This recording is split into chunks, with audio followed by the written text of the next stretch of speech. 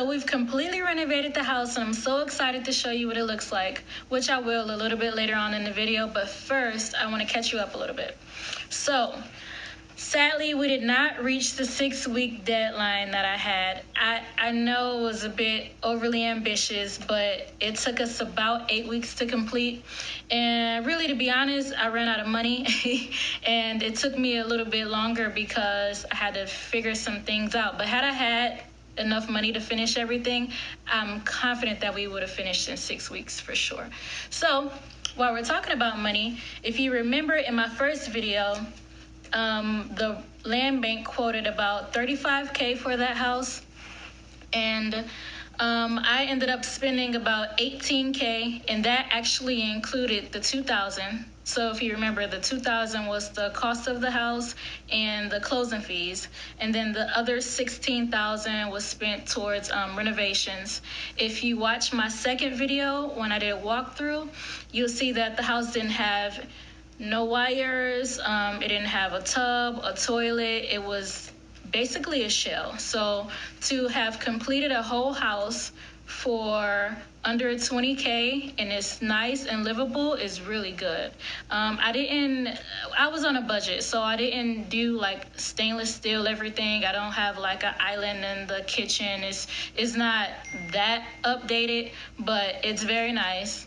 At least I think so. And I think for the budget that we had, it was good. And partially, the reason we were able to stay in that budget is because it was a DIY project. You know, I was fortunate enough to have family who came to help out. I did work, my dad did work, my mom did work, so we all kind of pitched in. And I didn't have to hire a bunch of licensed contractors.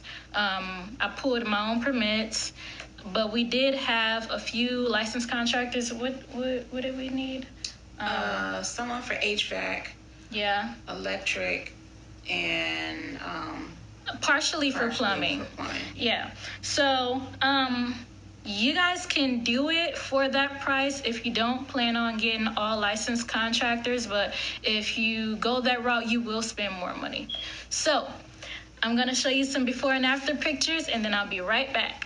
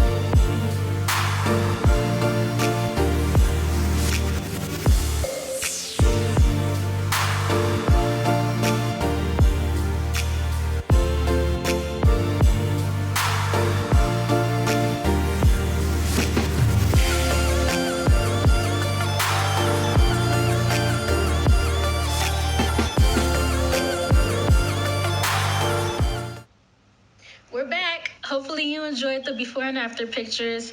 Before I close up this portion, I just want to go over some questions. I've been posting pictures on social media, so I've been getting some questions. And the first question is, how was the process and would I do it all over again? All right, so the process was intense, to be honest. It wasn't difficult, but it wasn't easy either. And it definitely changed me because going into this project, I was very girly. I was afraid of bugs. I wasn't doing too much. I was kind of like tiptoeing around the place. But at the end, I was really putting work in. I was getting dirty, and I was just having fun with it. So I enjoyed the process a lot. Would I do it again? Definitely. I'm actually looking at another property. I want something bigger this time. The only thing I would do is take out a loan to ensure that I don't run out of money, because that honestly was the most stressful part. I mean, it really stressed me out. So let's see what we have next. Where do I start? Save. Save, save, save.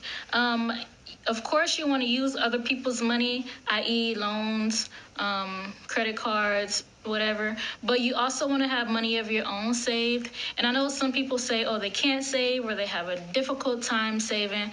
But the reality is, if you are trying to reach a goal, what are you willing to do? For example, I didn't get my hair done, my nails done.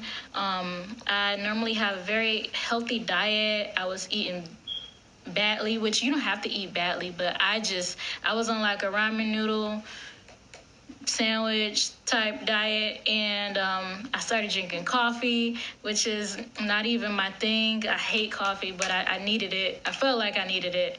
I didn't spend any unnecessary money, like I didn't go out, anything like that. So that's the first thing. The second thing is making sure you have a decent credit score. So whatever that means for you, if that's paying off some debt or whatever, just try to make sure your credit score is decent. The third thing is have some income, whether it be a job or a business. Just show some proof of income if you want to get a loan. So that's that. And then the third question is, can I do this out of state? Yes, absolutely you can. I had an advantage because I am from Detroit and I have, connections in Detroit. But even if I didn't have those connections in Detroit, I would have still invested in Detroit because it's inexpensive. And I would rather go farther out to spend less money than to invest in my backyard and spend 5 times, 10 times, the amount that I spent on this property. So the one thing I will say is have some resources, and we can help you out with that. Shameless plug. But my mom and we created a handbook full of resources. Mom, what's in the handbook?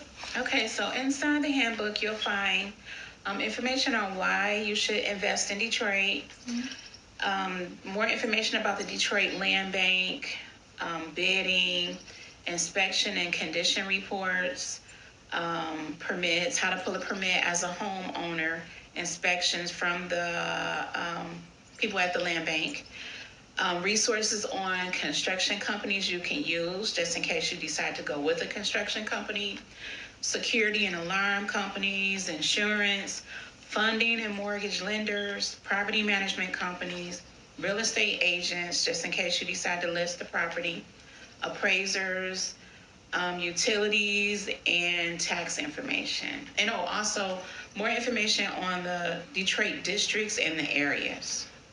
Okay, so all of that is only $25. And honestly, that's not a lot of money. I'm not trying to get rich off of this, but if you are serious about purchasing a home in Detroit, you need some resources and you need to know where to start. So I think it's worth it to have a little less headache and have some convenience in getting through the process. That way you're not starting from scratch. So yeah, definitely check that out. All right, and then this is the final video in my 3-video series. If you haven't checked out the first or second video, go ahead and check those out, and I will be back when I purchase my second property. Bye. Bye now.